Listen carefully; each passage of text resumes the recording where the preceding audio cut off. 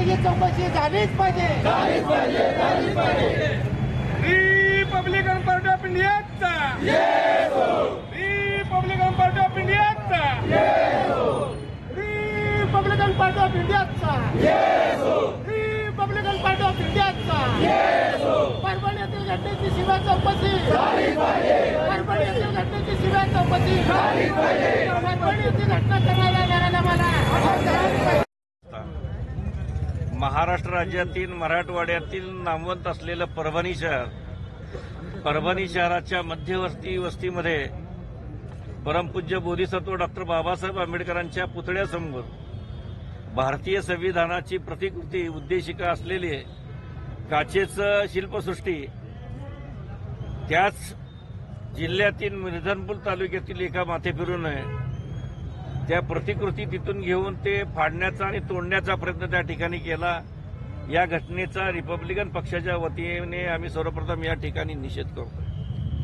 बांधवांनो, ही घटना घडली दुपारी 4:30 वाजता आणि संध्याकाळी संपूर्ण परभणी शहरातील भीमनगर असेल जो आंबेडकरी चळवळीचा बालेकिल्ला आहे, प्रियदर्शी हा बालेकिल्ला आहे. या बालेकिल्ल्यामध्ये त्या ठिकाणचे पीआय घंटेनाड नावाचा जो पीआय आहे की ज्या ठिकाणी तो जातो तो दलित आणि मराठा किंवा सवर्णामध्ये भांडण लावण्याचा प्रयत्न या अगोदर सुद्धा या पोलीस इन्स्पेक्टरनी त्या ठिकाणी केल्याचं आपणाला या ठिकाणी दिसून येतं. आणि काही न करता डायरेक्ट महिलावर लाठीचार्ज झाला, विद्यार्थ्यावर लाठीचार्ज झाला.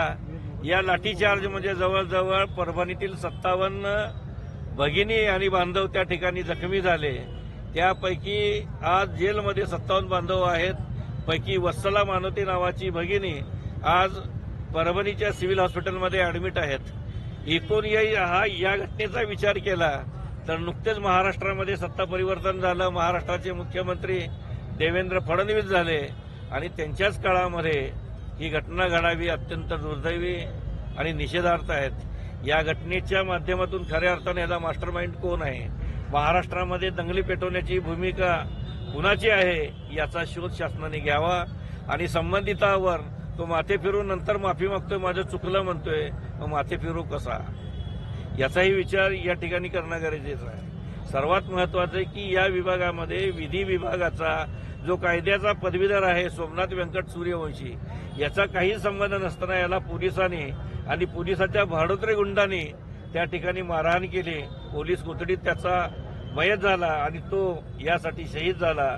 त्या शहीदाला आम्ही रिपब्लिकन पक्षाच्या वतीने या ठिकाणी भावपूर्ण आदरांजली वाहतो आणि या घटनेची सीबीआय मार्फत चौकशी करावी अशा पद्धतीची मागणी रिपब्लिकन पक्षाचे राष्ट्रीय अध्यक्ष तथा देशाचे नेते केंद्रीय सामाजिक न्याय राज्यमंत्री नामदार रामदासजी आठवले हे स्वतः परवा 14 तारखेला त्या ठिकाणी जाऊन समक्ष जिल्हाधिकारी, जिल्हा पोलीस प्रमुख यांची भेट घेतली आणि त्या भेटीमध्ये त्यांनी ही सीबीआय चौकशीची मागणी केली.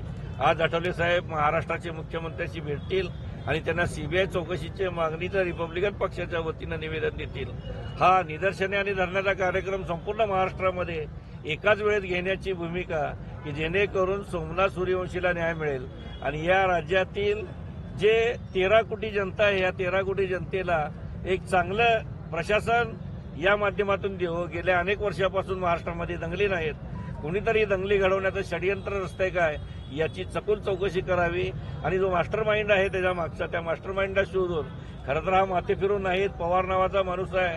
पण आता पवार हे सर्व जाती धर्मामध्ये येतात, कुठल्या जातीचा तो भाग नंतरचा, परंतु या पवारला शिकवणाऱ्याचा मास्टर माइंड कोण आहे याची अधिक चौकशी करून संबंधितावर गुन्हे दाखल करून शांतता महाराष्ट्रामध्ये राखावी अशी रिपब्लिकन पक्षाची मागणी आहे.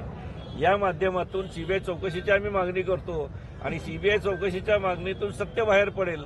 सत्य बाहेर पडल्यानंतर त्याच्यावर कारवाई करावी, अन्यथा रिपब्लिकन पक्ष संपूर्ण महाराष्ट्रामध्ये यापेक्षा मोठं आंदोलन करण्यात येईल अशा पद्धतीचं आश्वासन किंवा आदेश राज्याचा अध्यक्ष म्हणून मी संपूर्ण महाराष्ट्राच्या जनतेला देतो. धन्यवाद.